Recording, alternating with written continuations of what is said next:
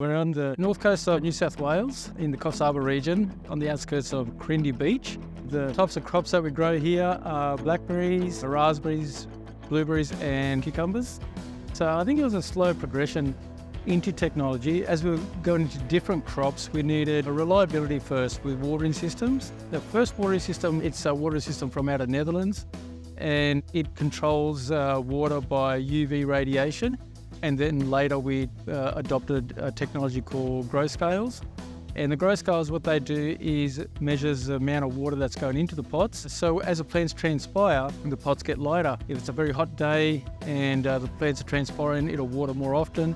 If it's an overcast, wet day, it won't transpire as much, so it won't water as much. On the graphs, as the plants are transpiring, things are getting lighter and lighter.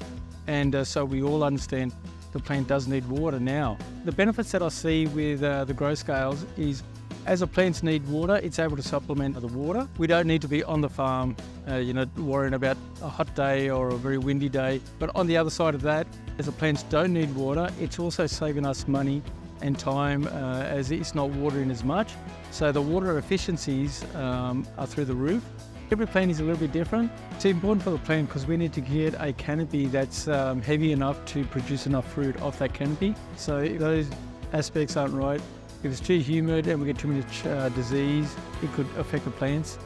If it's too dry in here, we could get pests in here. The canopy might not build up big enough.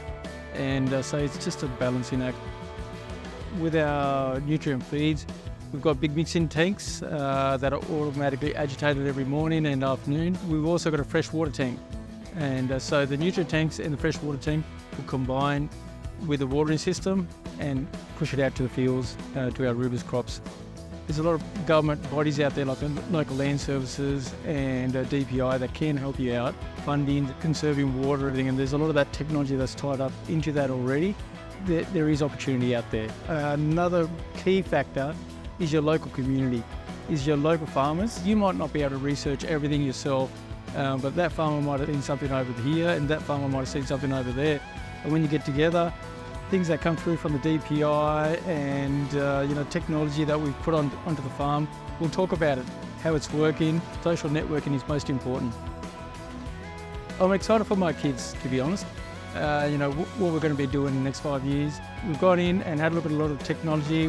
We know how things work, and using this for other crops and other developments and everything. So I'm pretty excited about that. Agriculture is not like any other business. I think any advice for young people, if you go into it, just take it with both hands and run with it, and don't look back. Yeah.